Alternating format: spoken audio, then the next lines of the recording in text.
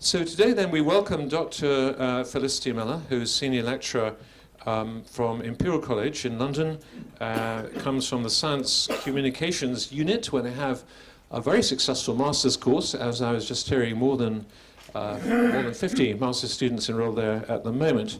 And the topic is really fascinating, I think, and looking forward to this very much, appropriating religion for science in Brian Cox's Wonders. So over to you, Felicity. Thank you very much. Thank you very much, and thank you for inviting me. So I'd like to begin on the evening of the 6th of March in 2011, when an incredible thing happened. Some 4 million people in the UK settled down to watch a physicist explain the second law of thermodynamics. And afterwards, thermodynamics started trending on Twitter, or at least so claimed the head of science at the BBC, whose series Wonders of the Universe had attracted such an audience. Wonders was a 4-part documentary series presented by the Manchester particle physicist Brian Cox. It followed on from a similar series about planetary science called Wonders of the Solar System, and also presented by Cox, which had been broadcast the previous year. And both series were hugely successful, at least if you measure success by viewing figures. So the first 2 episodes of Wonders of the Universe were the most watched programmes on BBC Two in the weeks they were broadcast. And an app based on the series went on to become the first BBC app to top the iTunes chart. But despite its popularity, the series also came in for criticism. Among the critics was cosmologist Peter Coles, who, writing on his blog shortly after the last episode had been broadcast, complained about the show's peculiar choices of location, seemingly chosen simply in order to be expensive without any relevance to the topic being discussed, the intrusive and rather ghastly music, and the personality cult generated by the constant focus on the dreamy-eyed presenter. And that's the dreamy-eyed presenter at the top there. Now, Coles acknowledged that the show wasn't aimed at grumpy old cosmologists like himself, and that it had succeeded in reaching a large audience. Yet, he concluded, what really bothered him was that the series was so un-British. Poking fun at the British distaste for all things showy, he questioned the underlying premise of the series, that the universe really is full of wonders. The universe isn't wonderful at all, Coles concluded. In fact, it's basically a bit crummy. If Coles's downbeat assessment of the universe was rather unusual, his concerns about Cox's celebrity status, the exotic locations, and most of all, the volume of the soundtrack, these were all shared by others. Brian Cox defended the loud music on the grounds that this was entertainment, not a lecture. He and the production team were, he said, trying to achieve a cinematic experience. But these films were not cinema. They were television, an altogether more domestic medium. And in this talk, I'll suggest that the qualms of critics such as Coles, including that unease with the evocation of wonder, that this touches on an irreconcilable tension that arises from the attempt to construe science as a sublime experience and the appropriation of aspects of religious discourse in doing that. So the insertion of science, and especially of physics, into the discursive space that was once dominated by religion is not, of course, a new development. From Galileo's troubles through the eschatology of Victorian physicists explaining the heat death of the universe, to the mysticism of quantum theorists in the mid-20th century, physics, and especially treatments of physics produced for non-expert audiences, has regularly borrowed from religious discourse. So my interest is not so much that this happens, although I think that is interesting in itself, but I want to ask, how this overlapping of physics and religion is configured in the contemporary media culture. And Wonders of the Universe provides a high-profile example with which to look at that, to examine the modern-day rendering of physics through a quasi-religious discourse. It's important to note that this appropriation of religious discourse is not necessarily intentional, and it does not say anything about the religious views of either Cox or the production team. Rather, it is the outcome of the need to find common ground with a non-scientific audience within the norms of contemporary television. I doubt that the series was aimed either at being conciliatory towards religion or at colonizing religious territory. Rather, it was simply striving to be meaningful to as wide an audience as possible. At the end of the talk, I'll draw some comparisons with an earlier example, the series Cosmos, an American television series produced and presented by the planetary scientist Carl Sagan, which was first broadcast in 1980, obviously in a rather different social context and media environment. Cox often says that Cosmos was a source of inspiration to him as a child, and the series is frequently cited as being one of the most influential science documentaries in history. Sagan himself claimed that he'd managed to reach, with that series, some 3% of the global population, and that was just within a year or two of being broadcast. Writing in the 1980s, scholar of rhetoric Thomas Lessell argued that Cosmos, Sagan's series, portrayed science as a righteous force and a holy movement. He argued that the series stressed the ethical values of science and in so doing placed it within the realm of the sacred. I'll argue that Wonders similarly attempts to locate science in what Lessell refers to as the higher order, but by eschewing an ethical position, it replaces value with spectacle. So in what follows, I'll sketch out 3 ways in which Wonders attempts to speak to that higher order. Underlying each of these is a tension between representing the cosmos as esoteric on the one hand and engaging a lay audience on the other. That is, between discourses of the ineffable and the profane. First, however, to give you a feel for the series, if you didn't catch it when it was broadcast, I'm going to play, hopefully, if it works, a short clip from the first episode. So this episode was entitled Destiny, and the clip is just the last few minutes of the programme. So I'll return to what Cox says there later as I'll go through these 3 ways in which the programme inserts physics into discursive space shared with religion. So first then, the series does make explicit reference to religion. All 4 episodes include a scene shot at a religious location, and in 3 of the episodes, this is the opening scene and thus serves to frame the programme as a whole. These scenes establish the scientific story that Cox is about to tell as part of a continuum with the full reach of human history. Notably, the scenes are not of places or events associated with the Abrahamic religions. These would be too freighted with connotations of conflict with science or of particular faith groups rather than ideas of the universal search for truth. So instead, we see a 2,500-year-old structure in Peru, an ancient Egyptian temple, the remains of a Pueblo ceremonial building in New Mexico, and a Hindu ceremony in the Bagmati River in Kathmandu. Through the depiction of these religious symbols, distant in either time or space from the programme's Western audience, the film locates science within the continuity of human knowledge, whilst keeping this connection at a safe and sanitised distance. Such scenes work as synecdoche, depicting the particular, this temple, that ceremony, but speaking to the general human curiosity about our place in the world and our ability to search for answers to such questions. This continuity of modern cosmology with ancient knowledge is reinforced by Cox's commentary. Thus, near the Pueblo site in New Mexico, that has a ceremonial complex which Cox refers to as a cathedral, Cox talks about intense gravitational fields that lead to supernova. And then he says, "We first detected such a wonder 40 years ago, but the story of its discovery begins over 1,000 years earlier." He admires a rock painting that some have suggested depicts a supernova in the Crab Nebula. And the painting, read, as Cox puts it, as the Chagoan people's record of that astronomical event, becomes indicative of early astronomy, the start of the line of observations that led to the modern astronomy that informs Cox's narrative. Later in the same programme, he reiterates this continuity of astronomy with prehistory. Since the dawn of civilization, we peered at the stars in the night sky and tracked the movement of planets. Cox's commentary also establishes a shared space with religion by drawing attention to the types of metaphysical questions that religious discourse also addresses. So, for instance, each episode starts with the same introduction, and this positions the science Cox is about to convey as part of an older universal search for meaning. Why are we here? Where do we come from? These are the most enduring of questions, and it's an essential part of human nature to want to find the answers. Elsewhere, Cox elaborates on what it means to be human. Thus, in the first episode, he tells us, Permanent change is a fundamental part of what it means to be human.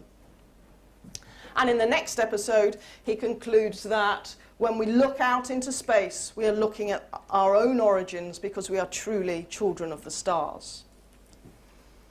So, religious sites feature in each program. Science is presented as a mode of inquiry that is the historical continuation of a religiously inspired inquiry. And the programs establish the concerns of science as coterminous with those of religion. Yet, at the same time, and ever so subtly and gently, the films also flag up discontinuity with religion. So Cox admires the stunning structures at Chanquillo in Peru, which function as a solar calendar. And he's clearly genuinely impressed. But with his final remark, "I might build one in my garden, I want one," he deflates the ancient achievement with flippant materialism.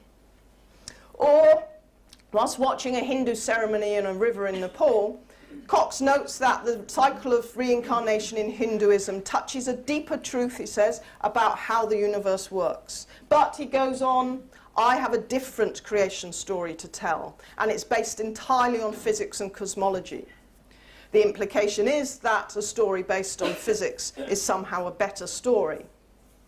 Similarly, visiting the Karnak temple in Egypt, which is dedicated to the sun god Amun-Ra, Cox implies again the superiority of the scientific approach when he says, "We no longer build temples to our sun, we build machines that allow us to peer deeper into space than ever before." And he stresses, today, the language of curiosity is not sun gods but science.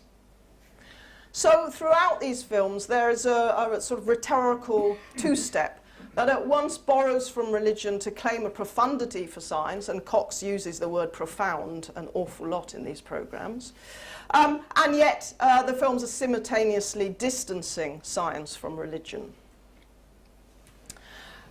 A similar tension arises from the second way in which these programs speak to what Lessell called the higher order. The rhetorical challenge of all popular science is the need to draw the esoteric into the everyday, to create common ground between scientist and viewer. For cosmology, this challenge is most acute, since it's not only obviously mathematical and highly abstract, but of necessity it deals with the phenomena most removed from earthly concerns in both space and time. So Wonders of the Universe makes strenuous efforts in this regard, attempting to make the cosmos and the underlying laws of physics appear relevant to human affairs. And it does this once again through a process of establishing continuity, this time between humans and our earthly experiences and the universe. At one level, this is accomplished through the visuals. The visual content of the films rely heavily on shots of Brian Cox visiting remote places on Earth, immediately drawing a parallel between distant and alien locations in space and distant and alien locations on Earth. So in addition, in each episode, Cox looks at astronomical pictures whilst in these remote locations. So he gets out his iPad on a mountaintop and he hangs up a projection screen in the middle of the bush, lays pictures of the microwave in the desert sand, or as we saw in that opening clip, he unrolls on a beach a huge canvas print of a Voyager 1 image. In scenes such as these, the earthly environment literally frames the cosmic environment, and the cosmos is contained within the familiar. Whilst the locations Cox visits are within the bounds of human experience, so they are real places on Earth, sometimes with some trace of human settlement and always accommodating the presence of Cox, they are also removed from human activity. So they're empty, unpopulated, any signs of human presence are derelict and decaying. We meet no one other than Cox, and there are only the most fleeting shots, just a few seconds in most of the hour-long episodes, of other people. Instead, we see remote mountaintops, empty desert, abandoned mining towns like the bottom shot there, and derelict buildings. Here's Cox writing some scientifically informed graffiti in a derelict building.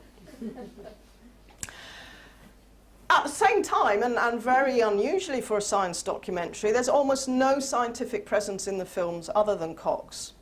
and the few artifacts that he inserts into these remote locations, like those pictures, and at one point he uses a telescope. In one film, he does briefly visit the Very Large Array radio telescope in New Mexico, and we do see shots of the dishes there.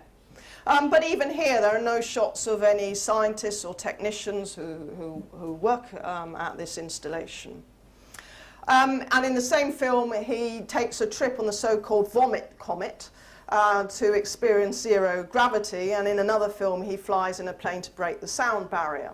But these are the exceptions, and most scenes foreground the natural world, both terrestrial and astronomical. And so in this, Wonders of the Universe differs even from the preceding series, Wonders of the Solar System, which did include interviews with scientists, as one would find in a standard science documentary. Also, in Wonders of the Universe, there's almost no mention of the history of science. So Galileo and Newton get a quick passing mention, as does Einstein, whose general theory of relativity is given a more extensive treatment. And the first estimate of the speed of light is also mentioned and attributed to the Danish astronomer Ole Rømer. But there's no other reference to the history of science, and for the most part, the ideas and observations that are presented are not associated with individuals or research teams. Instead, as with the visuals, the commentary draws parallels between the cosmic and the terrestrial. So, for instance, in the first episode, which is concerned with the Arrow of Time, Cox visits a beach where turtles are laying eggs, as they have for millions of years. It is, Cox suggests, an example of our connection to the deep past.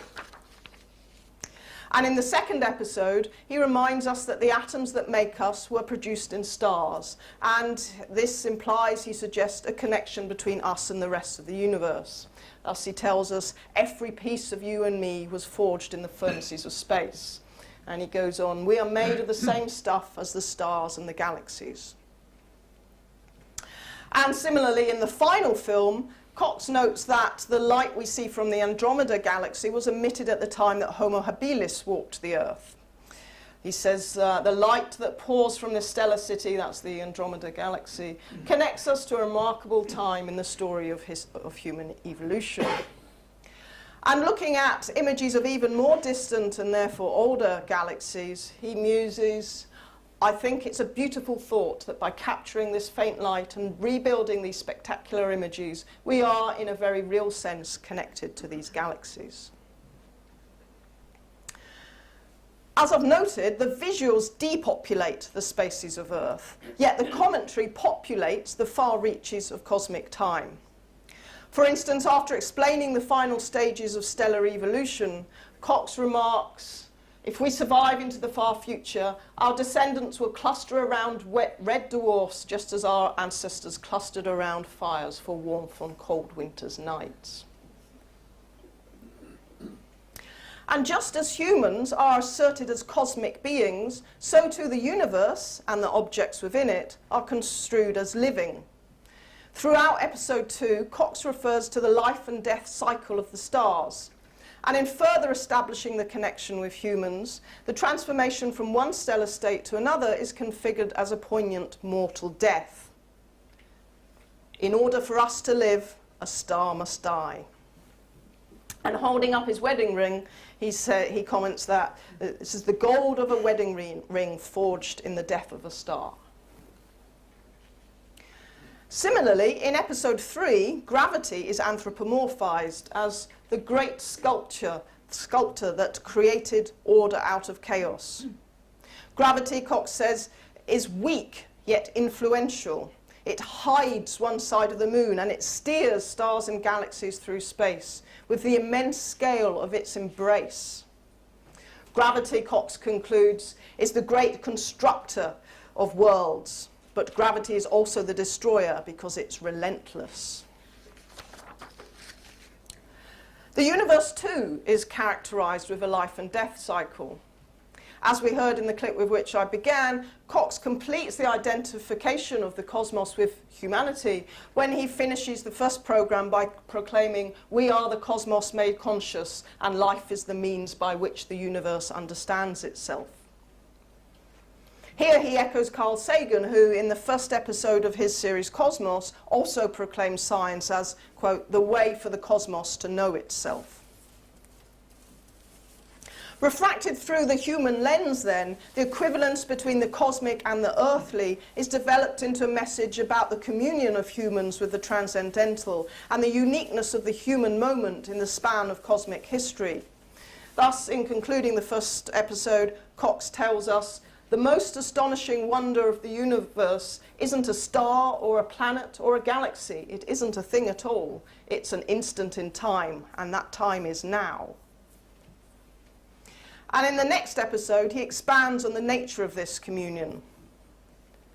Our story is the story of the universe. Every piece of everyone, and everything you love and everything you hate, of the thing you hold most precious, was assembled by the forces of nature in the first few minutes of the life of the universe, transformed in the hearts of stars or created in their fiery deaths. And when you die, those pieces will be returned to the universe in the endless cycle of birth and re-death. What a wonderful thing it is to be part of that universe. And what a story, what a majestic story. And again in the final episode, just to hammer this home, Cox tells us, we've seen things our ancestors wouldn't believe, but we're not merely witnesses to those events. The universe's story is our story. Okay, so the films establish this connection between the cosmic and the human, but they also make great appeal to the notion of wonder and the sublime. So that's the third aspect of the programs that I want to look at, and it was this that was highlighted in Peter Colsey's blog. What he was poking fun at was that attempt to invoke a sense of wonder.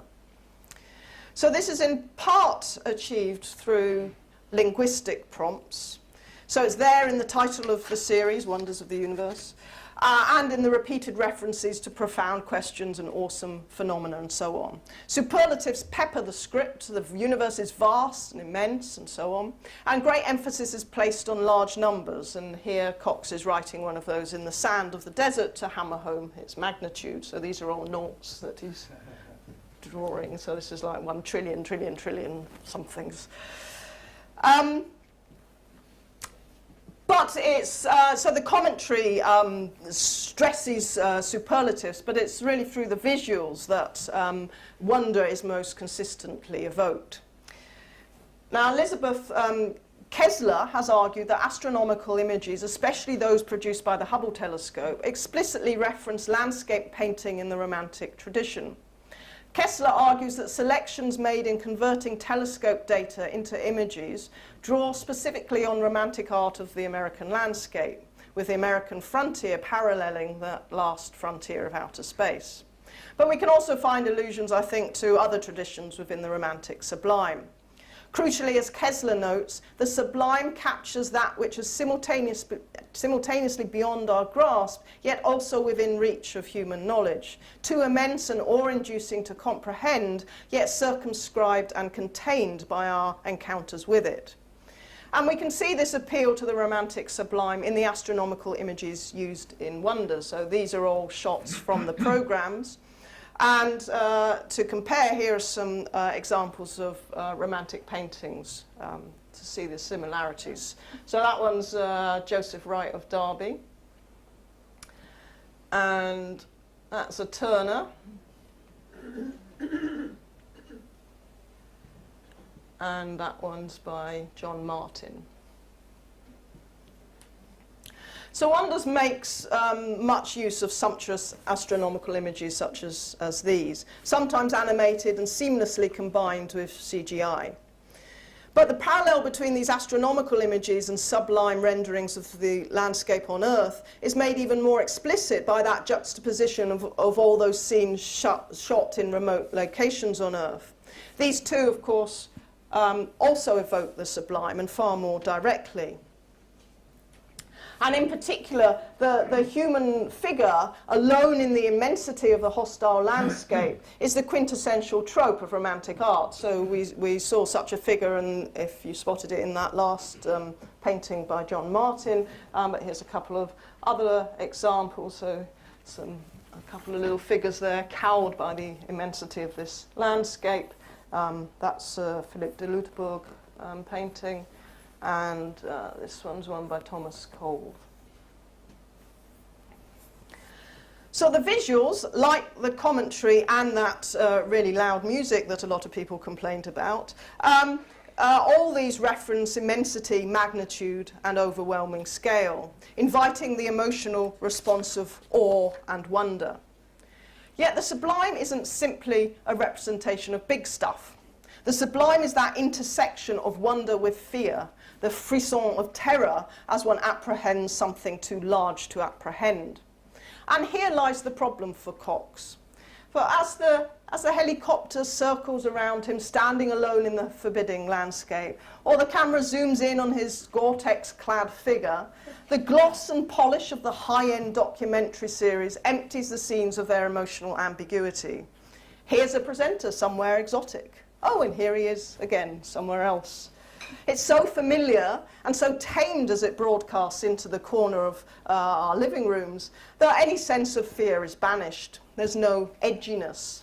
So the sense of sublime is further diminished as Cox gets out his projector in the middle of the bush, or flies a kite in the desert, or builds some sandcastles, or blows bubbles in the desert.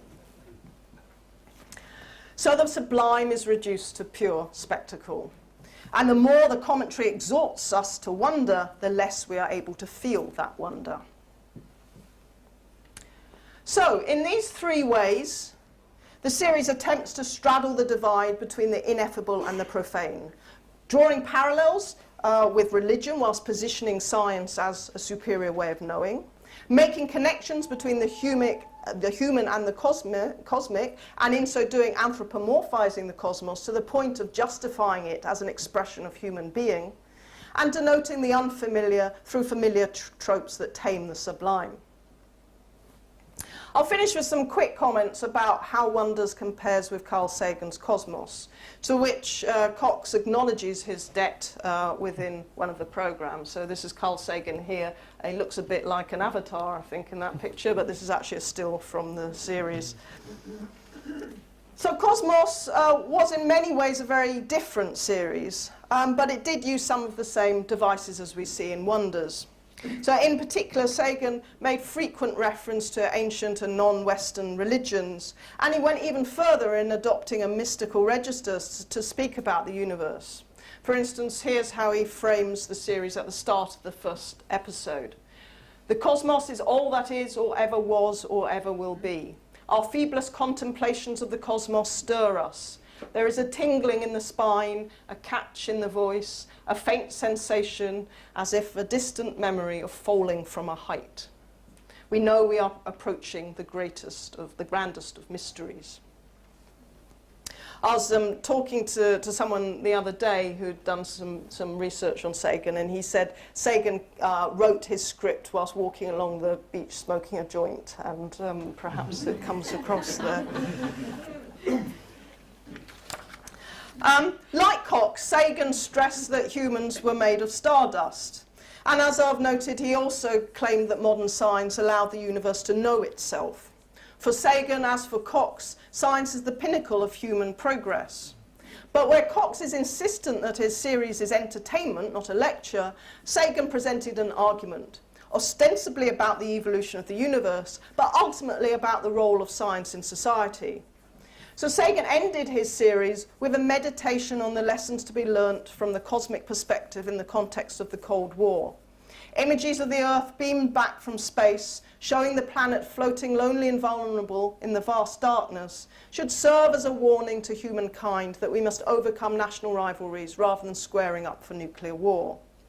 So in the opening sequence to the first episode, Sagan says this, but then he moves immediately from that evocation of some sort of mystical cosmic memory to a plea for social responsibility.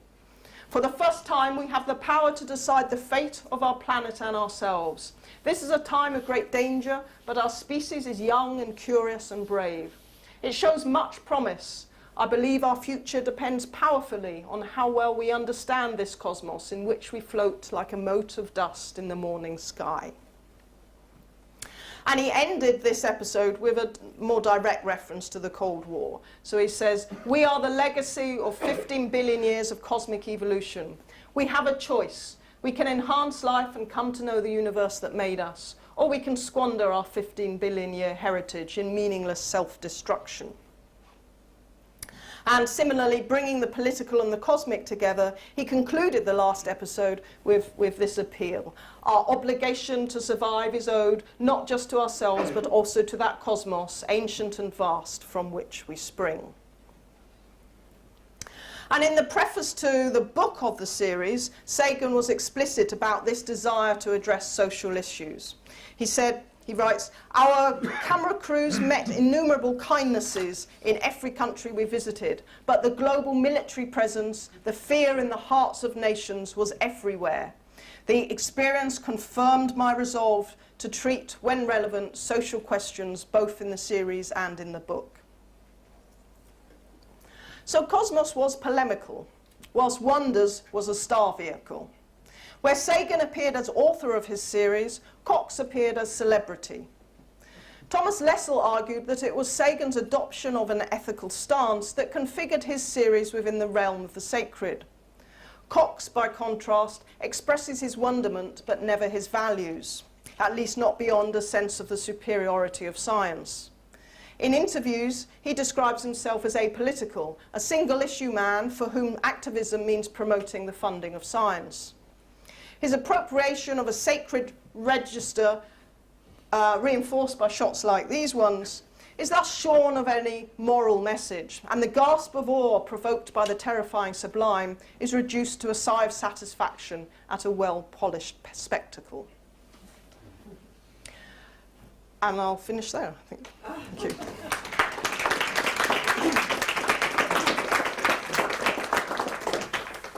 Thank you very much indeed. That's very fascinating. Well, I'm sure that will have stimulated some questions and discussion, so over to you.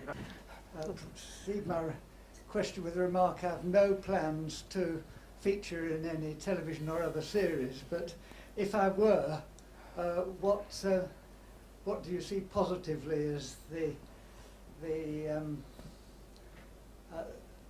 theme or the aim or the sense of what needs to be presented for public understanding? Well, that's a good question that I can't answer, I don't think. But, I mean, I've obviously, you know, here I've presented a critique of these programs, but I must also say I think what they tried to do very well. So they were beautifully shot, and Cox is an engaging presenter. He's easy to watch, and they did have quite inventive metaphors to explain some of the physics. And I've got no problem. Some people would accuse programs like this of dumbing down, and want to see more explanations of the physics. I think the production team are right to, at the sort of level it's pitched at. Television has got to tell an engaging story. So there is a double bind here that program makers face. How can they make an abstract program like physics engaging to an audience, and yet still yet avoid some of the sorts of traps that I've talked about here, and I don't know what the answer is. I guess at some level I prefer the fact that Sagan was engaging with something more political as well, but then he was of his time, and it's obviously a dangerous way to go, that, because if one doesn't agree with the politics, then that then colours your reception of that science as well. So I haven't got an easy answer for how you could perform on television, but I think the bottom line is to be authentic and true to yourself, and maybe that would make good television and maybe it wouldn't. But I think part of the problem with these series is that Cox has become such a celebrity. He's no longer able to stand there as a real human in a way. And I think one of the things that's astonishing about David Attenborough is that he's managed to retain a sense of being an ordinary person with a passion, and he hasn't been celebrified in that same way, despite obviously being very famous and very successful. Yes, other questions?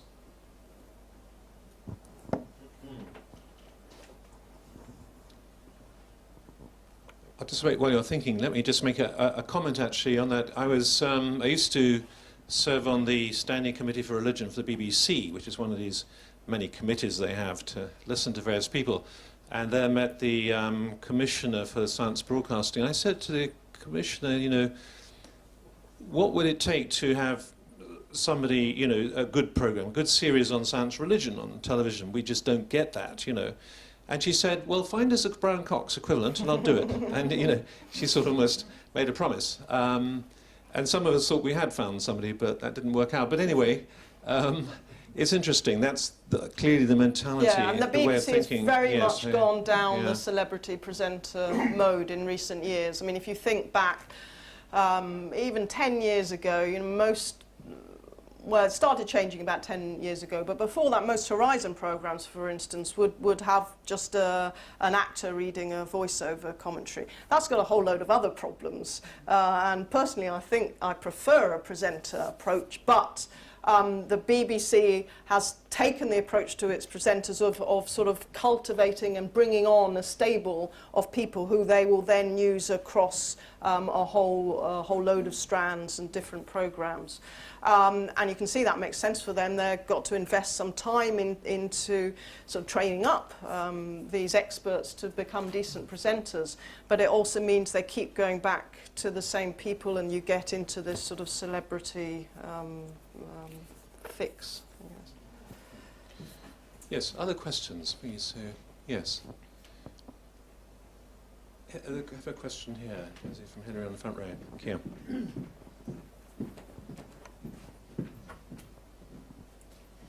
First of all, thank you very much. I've only ever watched about 5 minutes of a Brian Cox documentary, and now I understand why I turned it off quite quickly, because there's that kind of rhetoric didn't do anything for me. I suppose this is part a question, part a comment. It intrigues me that there is this need to bring them, almost what you call the mystical, or the numinous, into what is billed as a science documentary. I guess that's quite a recent phenomenon. Do you have any comment on that as a phenomenon and where it might take us and why it's becoming a mode of communication? Mm-hmm. I don't think it's so recent a phenomenon. I think it takes a different form now. But I think, well, if you think back to Stephen Hawking's brief history of time, ends on the claim that soon we'll know the mind of God. And I think Paul Davies then wrote a book called The Mind of God, a popular physics book. So it was certainly there, that's sort of the 80s. It was there. And then an earlier generation, if you think of, well, Sagan, that sort of appropriation of a sort of Eastern mysticism within popular physics, and things like the Tao of physics. And I think each generation you can go back and find something similar. So as I mentioned at the start, the Victorians would talk about the heat death of the universe and draw quite explicitly on sort of eschatological discourse that they're borrowing from religion.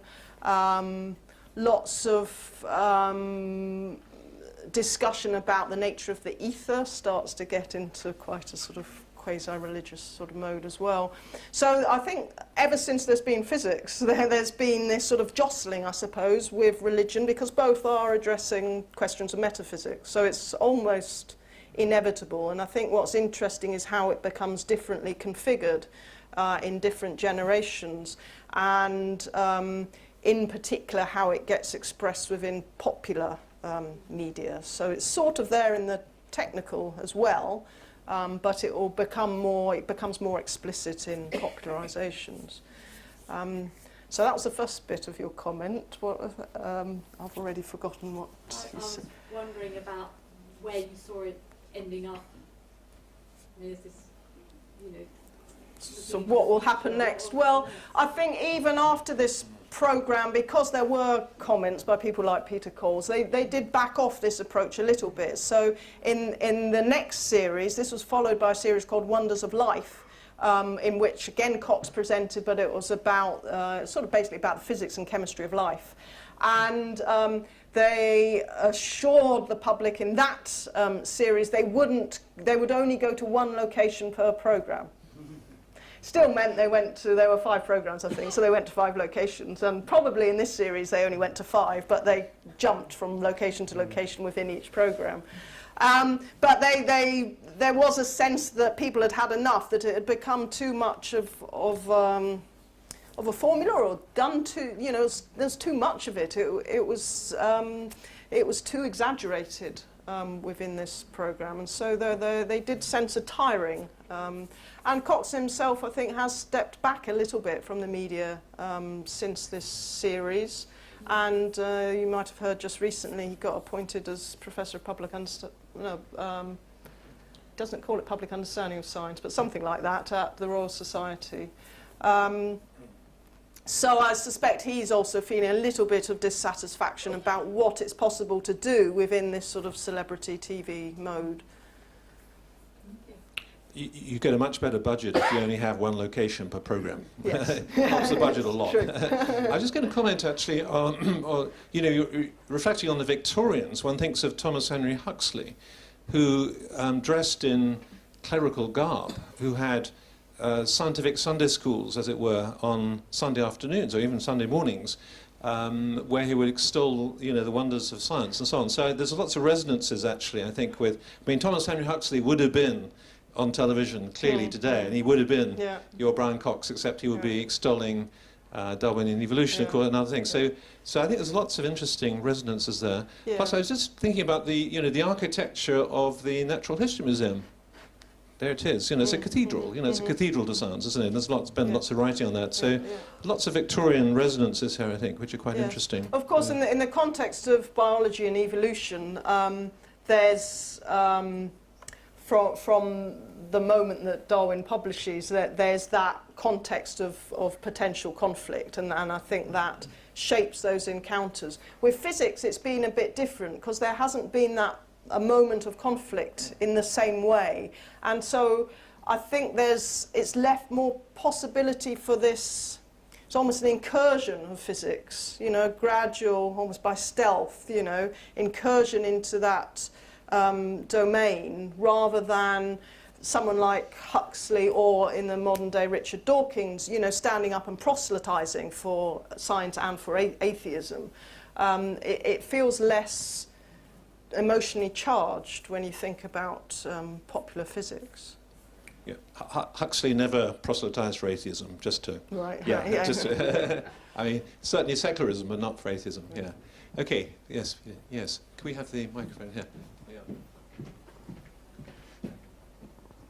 This is really just a comment that the kind of mistake that people like Brian Cox and some theologians make is that religion is basically a search for knowledge.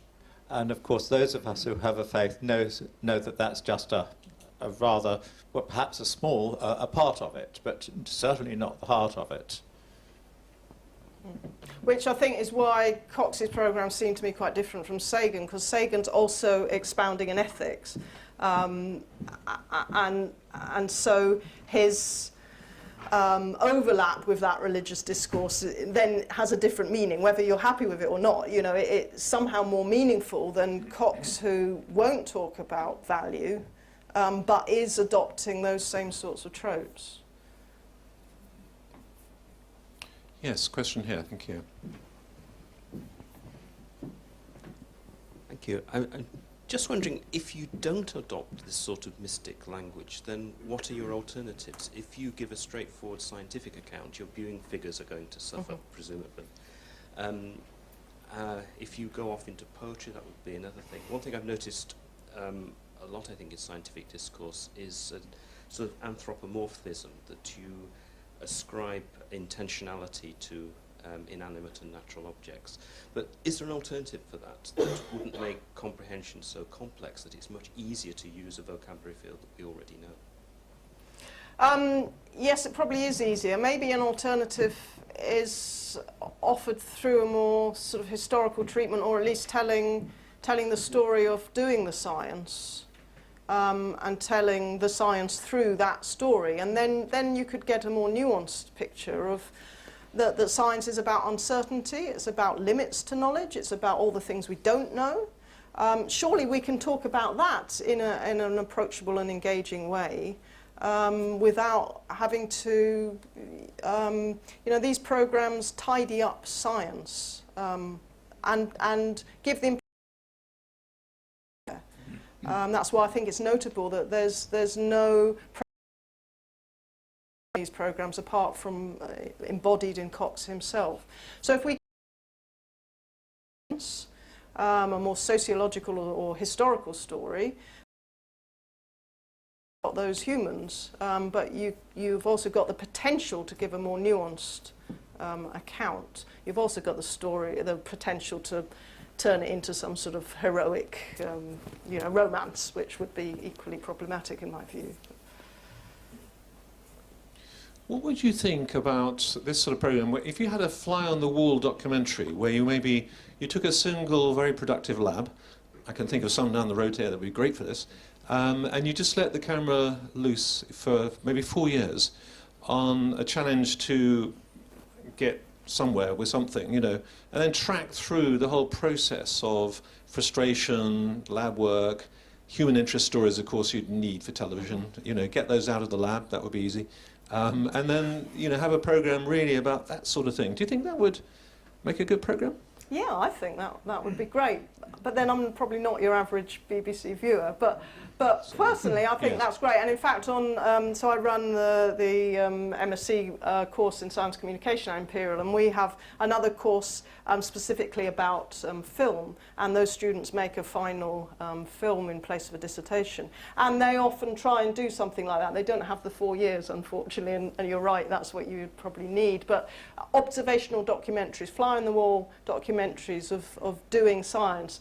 Now, the reason you need 4 years is actually most of the time in a lab is deeply tedious, and so to make interesting telly out of it, you need a lot of footage to edit into a decent story. But yeah, I think that's a refreshing approach to program making, and yet also within an established tradition of documentary filmmaking.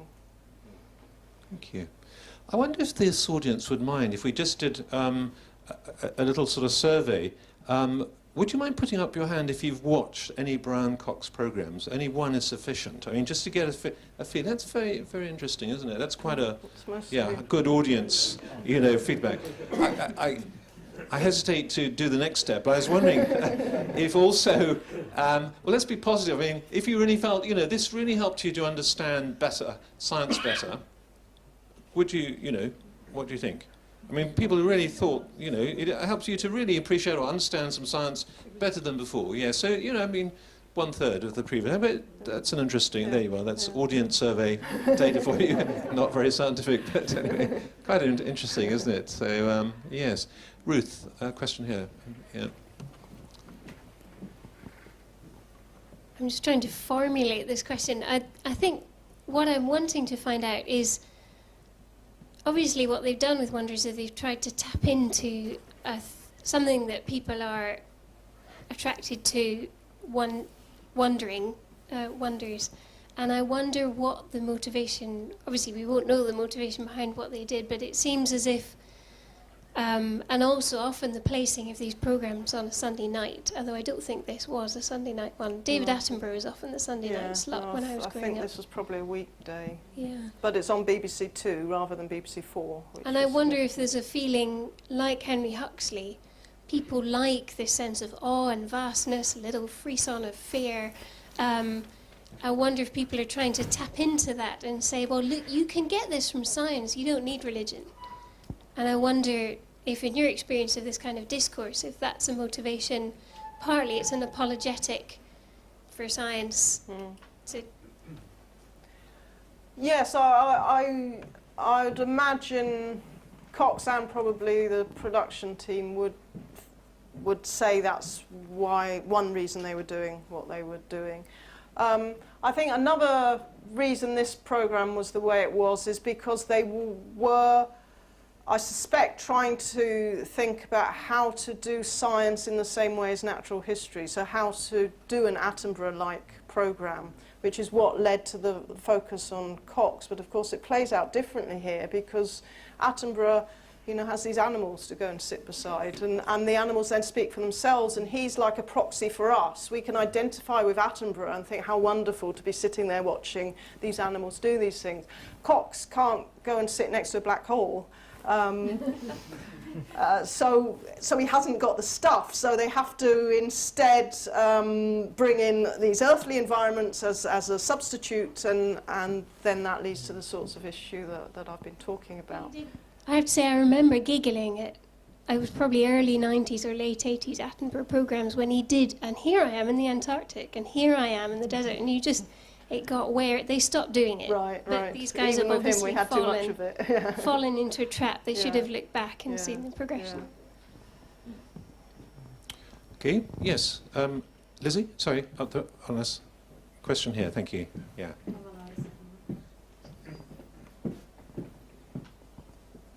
I'd like to pick up on the fact you observed in your talk that most of the landscape shots were sort of uninhabited landscapes, when of course the majority of the population that he was, of life, this intelligent life that he was talking about, live in cities. Mm-hmm.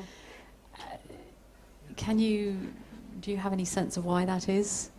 Well, that's a feature I've observed in other BBC treatments of physics. I think it's a very common approach, and even say in Horizon programs about physics, even when they're interviewing people, they'll often place them in a big derelict building somewhere, or empty, it's not quite derelict, but a really empty sort of warehouse type building. And they'll send them off again to remote landscapes, which is sometimes where you'd find something like a radio telescope or a particle accelerator. So there's some justification for going to these places, but they're shot in such a way to emphasize the emptiness of the landscape. And I think there's something going on about wanting to stress the alienness of physics.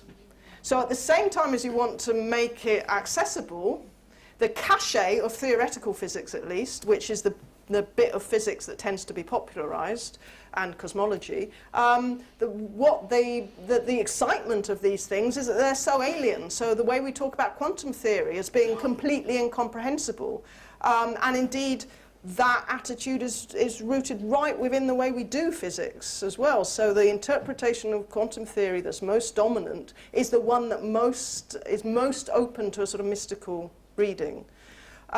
So there's something about wanting to get this sort of emotional thrill from this alienness, and so then TV makers are using their visuals to sort of reinforce the alien nature of physics. Okay, we'll make this the last question, then we'll probably have to break. Thanks. Yeah. It just occurred to me as you said that Jesus went out into the wilderness to be tested and to do his life, his ministry, his work. And I just wonder if there's an implicit connection, have I imagined it? Yeah, well, that's an interesting point. I'd had a similar sort of wondering about whether there's something about revelation, like the way he produces these scientific texts in these landscapes. We might be looking too hard for the religious connection there, but...